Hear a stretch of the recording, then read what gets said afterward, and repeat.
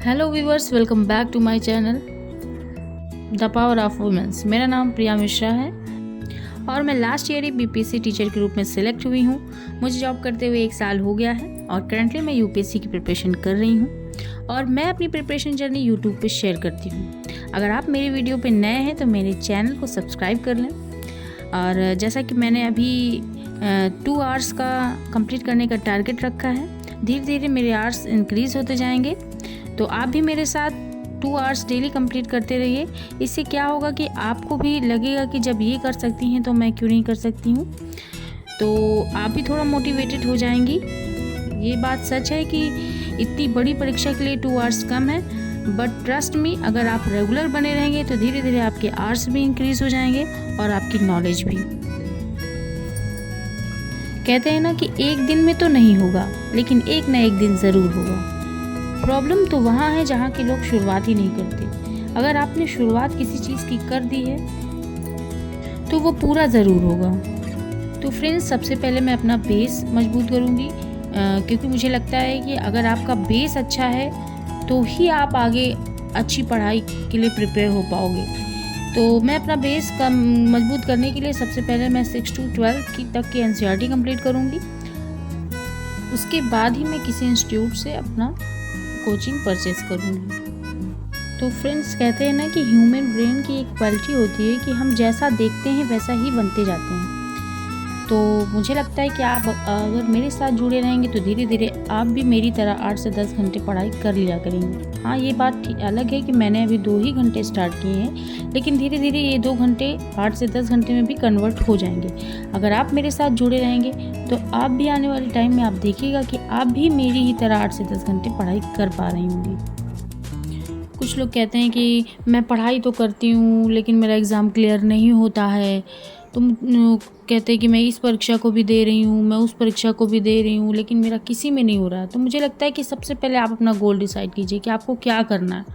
अगर आप इधर भी जा रहे हो, उधर भी देख रहे हो, क्योंकि सबका सिलेबस अलग है, सबका सिलेबस अलग है। अगर आप एक ही तरह से फॉलो करेंगे तो आपका नहीं हो पाएगा।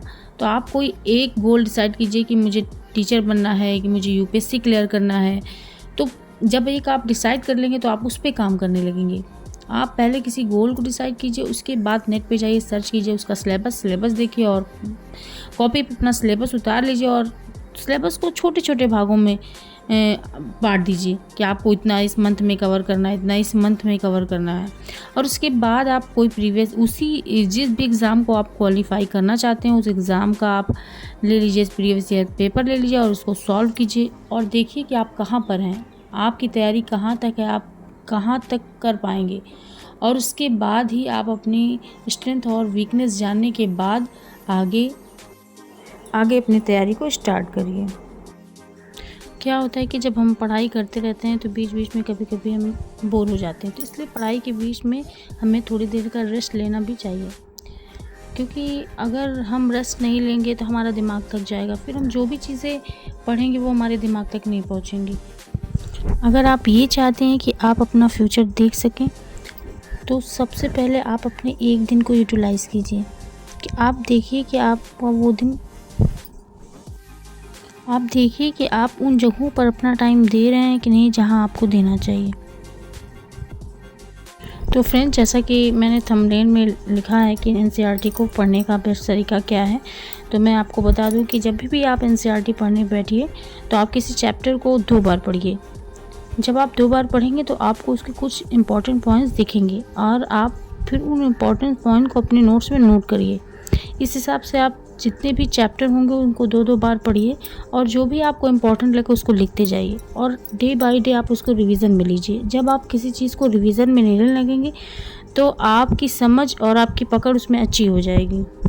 तो फ्रेंड्स, जैसे कि मैंने आपसे कहा था कि मैं एनसीईआरटी के क्लास 6 की 3 चैप्टर कंप्लीट करूंगी, तो आज मैंने वो तीनों चैप्टर पढ़ भी लिए हैं और उसके इम्पोर्टेंट नोट्स लिख भी लिए हैं और मैं डेली लिखते भी जाती हूँ और डेली उसको रिवीजन में लेती हूँ। रिवीजन करने से मेरे जो पॉइंट्स हैं वो एकदम क्लियर हो जाते हैं और मुझे याद भी रह जाता है।